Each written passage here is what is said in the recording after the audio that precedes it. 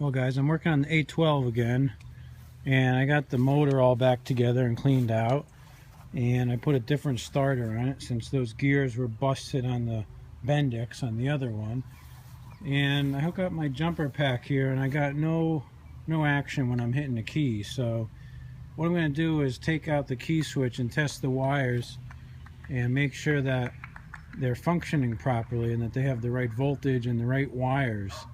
And I do know when I hit the key switch I don't have 12 volts coming back to the terminal here on the solenoid, so I have 12 volts coming in from the battery right here. Question is this wire that feeds the key switch hot or not? And I'm going to pull out the key. I got a couple spare key switches. Usually those things blow up and that's the problem. And I don't think the solenoid's the problem because, again, I don't have 12 volts coming back to it in the white wire there. So we'll take out the key switch and we'll inspect it and we'll see what's happening. Well, let's see, here's the key switch. It doesn't look like ultra corroded. I've definitely seen worse looking things. It may be that just the connections and the terminals on the back are just a little bit rusty. I see some rust on this one, so I'll pull this plug off and we'll maybe even spray it down with some of that electrical connection cleaner, the CRC stuff, and we'll give it a test. Well, I figured out that the key switch connection was dirty on the back and no power was going from the fuse here over to the key switch, so I got that rectified. And now I got a bad ground here, and you can see how crappy that looks. I can't even get the bolt out because it's so close to the side over here. I can't get a socket around it. And the hydraulic reservoir is right there, and that's not helping matters, but I got to try to get that out, and we'll go from there.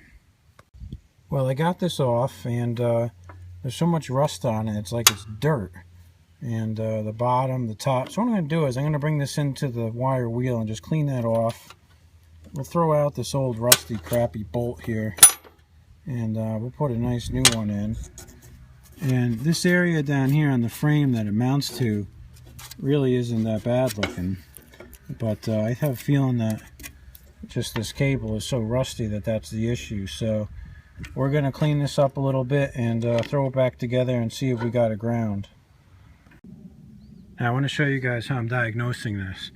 I'm going to turn my power on, and I've got my voltmeter here hooked up. Oh, it just turned off. Let me turn it back on.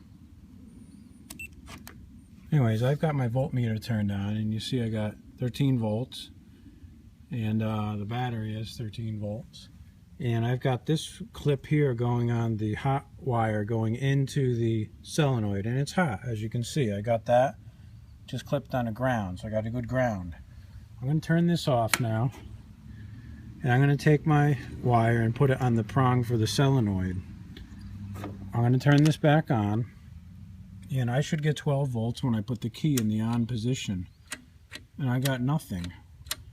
So I know the power is feeding to the key switch. I can register that on my voltmeter, but it's not getting to the solenoid terminal. So what I'm going to try to do here is replace this key switch with this good one here, and we'll see if that changes anything. But I'm not getting power to the solenoid. That's definitely my problem. So we'll turn the power off, and we'll take this key switch out, pop off the plug, put it on the new one, and see what happens.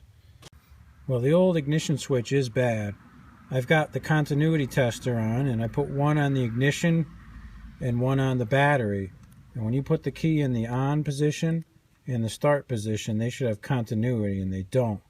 So there is a problem with this key switch. Not the problem that I was hoping for, but there is a problem. It was working in the starter position, but not in the on for the coil position. So I did put the new switch in. It's still not working, which leads me to think that now I've got to take that wire off of the, see, it's just all screwy, piece of junk. I got to take that wire off the solenoid and try to clean that one, the white one here. It's got a crappy looking connection. Maybe that's the issue. We'll give it another shot. So I disconnected the wire from the solenoid, and I put the voltmeter lead on that. And when I put the key in the run or start position, I should get voltage there. and I don't. So I definitely have some problem here with the wiring. So I got to back trace this wire back up. Oh, it could help if I had this plugged into the key switch. Let's plug that in and try this again. Hold on one second here. Let's plug this in. Okay. We are all plugged in. Let's try that again. No, I don't have 12 volts, so there's definitely some issue with the wiring here, preventing the 12 volts from getting to that leg of the solenoid. So it's probably these damn terminals on the back of the key, because I did have hot wire coming into the key terminal and I got nothing out. I got a brand new key, so there's got to be a bad connection in there. And I'm tempted to just clip that black connector off and just crimp regular terminals on there. That's what I usually do. We'll give it a shot. Now, I just stuck my test lead right inside the starter terminal there, and I'll put it on start. And I do have 12 volts coming out of the key switch to that wire. So that leads me to believe that, oh, this thing has safety circuits on it. I didn't know it. None of my tractors have safeties on them. So, there must be something that's not in the right position safety-wise, and it could just be this forward-reverse lever. None of my other riders have any safety circuits. I just noticed the switch there when I came in. So, there's one on the PTO lever, and there's one on the forward-reverse lever here, and that should be it. So let's try that, and then we'll test it again. All right, let's try it now that I figured out the safety switches, and let's see what happens.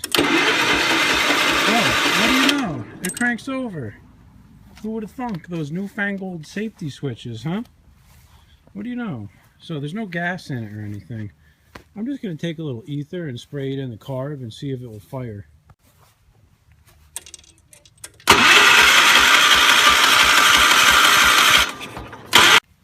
Well, I put the spark tester on and we got no spark, so I think it's time to take the points off and clean them. So we'll do that, and we'll check it again.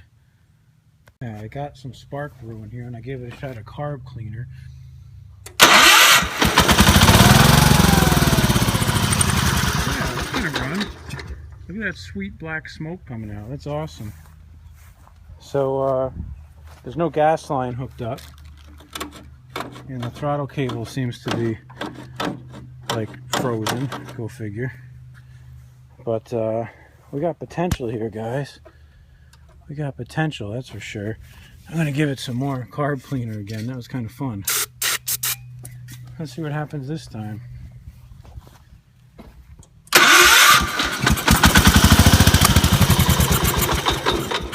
Yeah, it'll run. It'll run for sure. So I got to get a fuel line on it and hook up this gas tank here. I got to put the points cover back on. Let's do that. That's the easy part. Well, I got the old gas line off. It's hard as a rock. It looks like a freaking snake in the lawn. Look, there's a snake over there. Watch out. Watch out. But I put some nice brand new rubber flexible line on. Runs all the way up to the front. I just put some gas in the tank and blew in it, which is how I use my redneck priming here. And what I'm going to do is I'm going to hook up this camera to my tripod, and I'm going to give it a little squirt of carb cleaner again. I don't know if the fuel pump works. I really don't know anything about it. But we're going to give it a shot and see if we can't get it to run off the gas. So let's see, give it some more carb cleaner in there. Let's see what happens.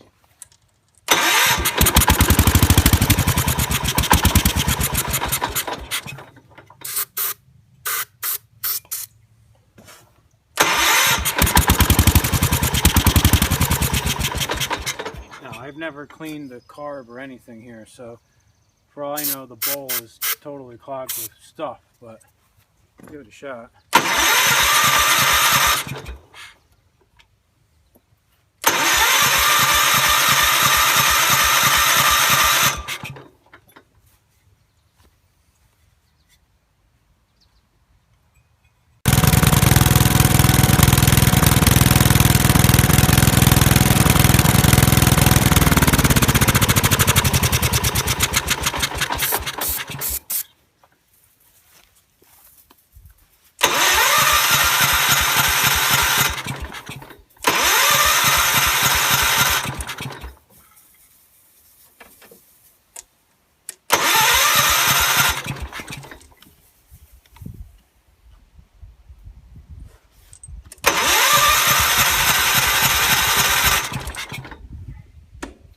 Well, it runs. I got to clean the carb though, so I guess I got to pull the carb off. We'll clean that. We'll throw it back on. We'll see what happens. Well, let's try this again. I got the carb cleaned out, and we'll see what happens this time.